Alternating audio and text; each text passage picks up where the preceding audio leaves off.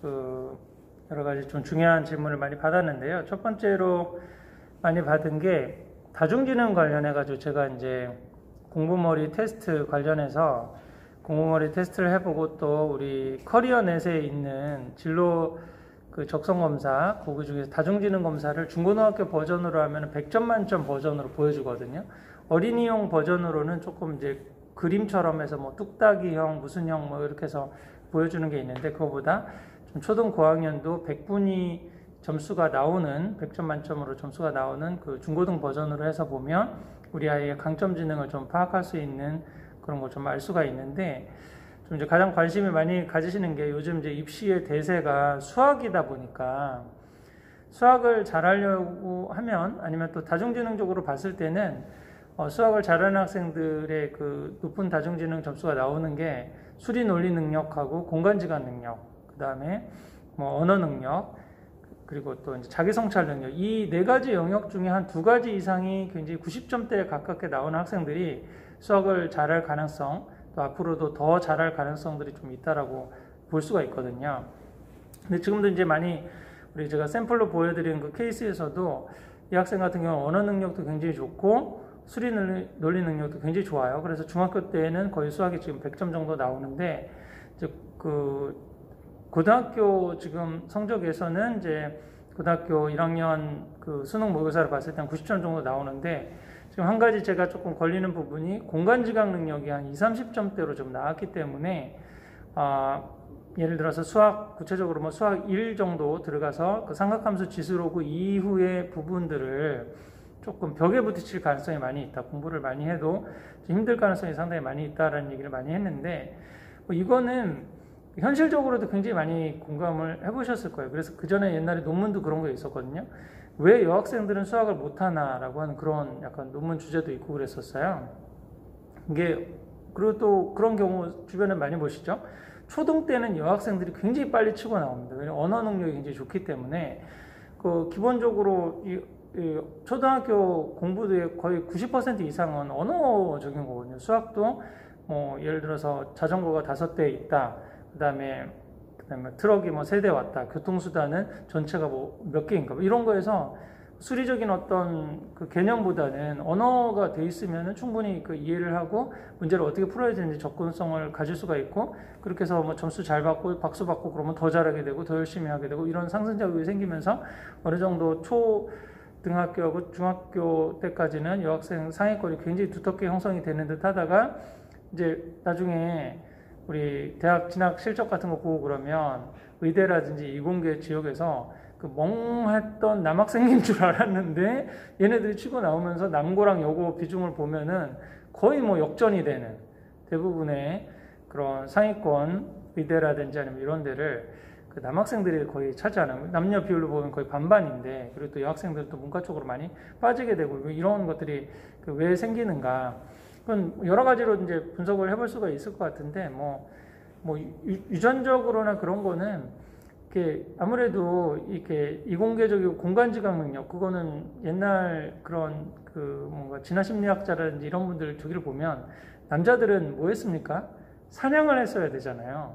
사냥을 하니까 공간지각 능력이 탁월해야 되는 거죠. 그리고 이걸 내가 던져서 그 지금 저 사냥감을 맞출 수 있는가 없는가 뭐 이런 부분에 대한 그런 감각들이 사실 있어야 살아남을 수 있는 거고 대부분의 우리 여성들은 주로 그 공동체 마을에서 뭐 이렇게 아이들을 돌본다든지 뭐 이렇게 해야 되기 때문에 멀티퍼포스 뭐 여러 가지를 많이 해야 되고 또 아이들을 키우고 그러는데 우리 아빠들은 말이 없잖아요. 대부분 근데 아빠가 계속 침묵하고 막 말이 없다고 그러면은 애들이 언어가 어떻게 발달하겠어요? 근데 엄마는 이제 그런 정서적인 부분들 뭐 하고 그러니까 그런 유전적인 부분도 상당히 있는 거죠. 그런 어떤 우리 인류가 발전하는 과정에서 아무래도 여학생들 쪽에서 강점지능이 나타나는 그런 기능이 있는 거고 남학생들의 강점지능이 나타나는 게 있는데 지금의 어떤 그런 공부하는 추세로 봐서는 아까 수학이 단순히 그냥 단순 연산이라든지 암기해서 하는 영역이 아니라 그런 공간이라든지 추론해야 된다든지 뭐 이런 부분들이 들어가는 수학이 그 고득점을 맞는 데 있어서 핵심을 들어가는 부분이 있기 때문에 그렇게 나타나는 현상들이 있지 않은가 근데 이제 그 질문의 핵심은 그거였죠. 근데 그럼 그걸 길러줄 수 있나요? 라고 하는 부분에 있어서 저는 길러줄 수는 있겠는데 그게 한계가 있으리라고 생각이 돼요. 예를 들어서 한 뭐 공간지각 능력을 100점 만점으로 해서 우리 학생이 지금 학생이 약점 지능으로 나타나서 30 정도 됐다. 그러면 그거를 한 뭐 35나 40 정도로는 길러줄 수 있는데 이거를 90점대로 올리기는 사실 쉽지 않은 거죠. 약점 지능을 강점 지능으로 올리는 건 사실 쉽지가 않아요. 예를 들어서 저 같은 경우는 언어 능력이라든지 자아성찰 능력이라든지 뭐 이런 부분 굉장히 좀 높게 나타나는데 그 사회소통 능력 이런 부분 좀 낮게 나타나거든요. 제가 은근히 지금 앞에서 강의를 하고 뭐 그래서 그렇지 이게 논리적으로 뭐 설명하거나 프레젠테이션하고 이런 거 저기 있는데 1대1로 만나가지고 사람들하고 소통하고 그러는 것 자체가 별로 즐겁지가 않아. 이 타고난 저기에서. 그런 부분에서 좀 사교적이고 뭐 살갑고 그다음에 별로 중요하지 않고 핵심적이지 않고 뭐 생산적이지 않은 얘기라도 막 듣고 막 사람 만나는 것 자체를 좋아하고 뭐 그래야 되잖아요. 그럼 제가 그러면 사회 소통 능력이 낮아. 이걸 훈련해서 기를 수 있을까요? 기를 수는 있겠지. 제가 한 30점인데 이거를 그래도 그 만나서 좀 그런 아이스 브레이킹 하는 얘기를 뭐 어떻게 했어요? 그랬어요. 뭐 공감해주고 뭐 이러는 말하는 스킬이라든지 누가 말을 하면은 그래서 많이 힘들었구나 뭐 이렇게 말하는 거라든지 그런 걸 해가지고 한 40점대는 올릴 수 있겠죠. 그래서 이걸 제가 90점대로 올릴 수 있을까요?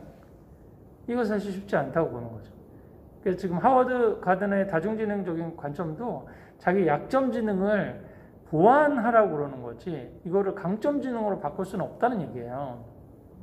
그러니까 강점 지능을 더 잘하게 하라는 거죠.